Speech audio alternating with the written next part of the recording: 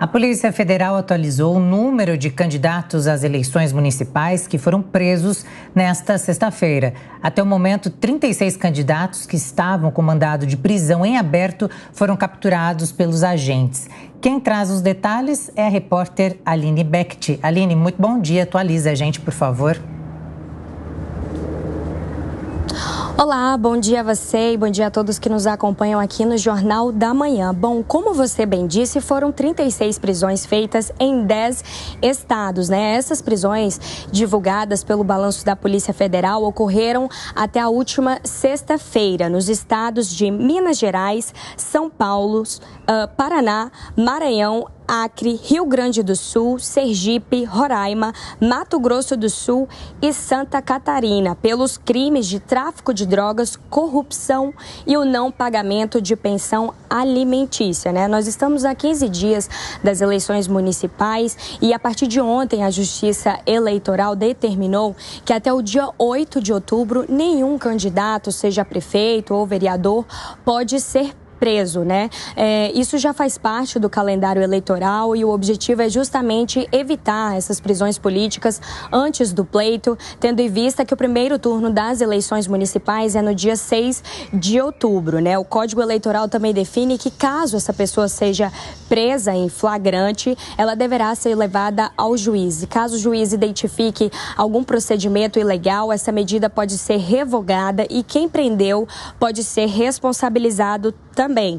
Segundo a Justiça Eleitoral, isso garante ali o livre exercício das atividades de campanha que já estão sendo feitas pelos candidatos e candidatas por todo o país.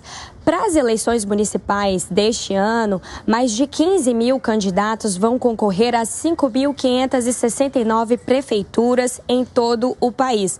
Já 400 mil candidatos vão concorrer a uma das mais de 58 mil vagas, né, para as câmaras municipais de todo o Brasil. A restrição dessas prisões também vale para o segundo turno das eleições, que está marcado para o dia 27 de outubro. Então, passa a valer depois do primeiro turno das eleições, aí do dia 12 ao dia 29 de outubro. E a lei eleitoral também prevê que não pode haver prisões de eleitores, né? Então, os eleitores não podem ser presos nem 5 dias antes e nem 48 horas depois das eleições. Vale lembrar que no Brasil nós temos mais de 155 milhões de pessoas aptas a irem às urnas. Volto com você. Muito obrigada pelas informações, Aline. Zé Maria Trindade, Bruno Pinheiro, a partir então, já começou ontem, na verdade, ninguém mais pode ser preso, tanto candidato e também os eleitores. Zé. O que chama a atenção aí é a quantidade de pessoas que estão com prisão aberta, né, que não foram capturados, estão soltos por aí. Calcula-se que se todos forem presos, os que têm mandado de prisão, né, a população carcerária cresceria em 4 vezes, para se ter uma ideia. O que essas pessoas não contavam é agora com a tecnologia. A tecnologia está ajudando a justiça. Agora todos sabem onde estão, né, esses brasileiros e sabem que se ele foi candidato, imediatamente há uma localização. Aliás, eu queria dar até uma dica. A Justiça Eleitoral detém o maior banco de dados do Brasil. E mais, totalmente banco de dados atualizado, com impressão digital e tudo. Ou seja, é o banco de dados perfeito. Se você está à procura de um parente de primeiro grau, pode recorrer à Justiça Eleitoral. Se ele atualizou, se ele votou no último pleito, por exemplo, você o localiza. A Justiça faz esse trabalho sob demanda. Então, o que há, na verdade, aí, a novidade é a tecnologia. Existem pessoas, muitos, que estão com mandados abertos pelo país. Alguns cometendo crimes, outros sendo candidatos. Veja bem que aí estão situações de vários tipos, né?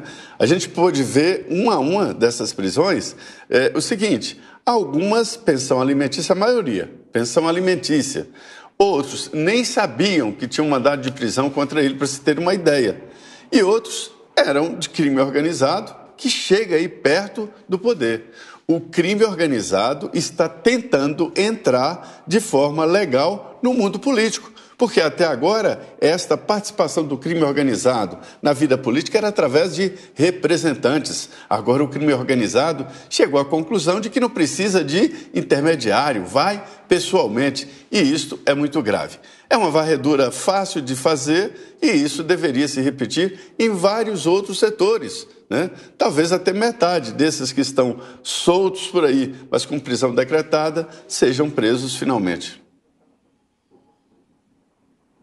Isso acende um alerta, na verdade, e uma excelente ação da Polícia Federal. Já foi a época que o crime organizado estava com um olhar para a venda do pequeno entorpecente na esquina, na boca de fumo. O crime organizado começa a entrar de vez, de cabeça dentro da política. E aí a gente vê o nível dos candidatos que estão querendo representar a comunidade, o povo, esse eleitor nas eleições de 2024. Uma referência, uma operação da Polícia Federal esta semana no estado de Mato Grosso, na capital, em Cuiabá, chegou até um vereador envolvido de acordo com a investigação com o crime organizado que movimentaram quase 80 milhões de reais no esquema de lavagem de dinheiro com uma casa de shows. E isso aconteceu e se repete em vários estados. Olha o nível de candidatos que nós vamos às urnas para escolher. Então acho que é muito importante neste momento fazer um filtro. O eleitor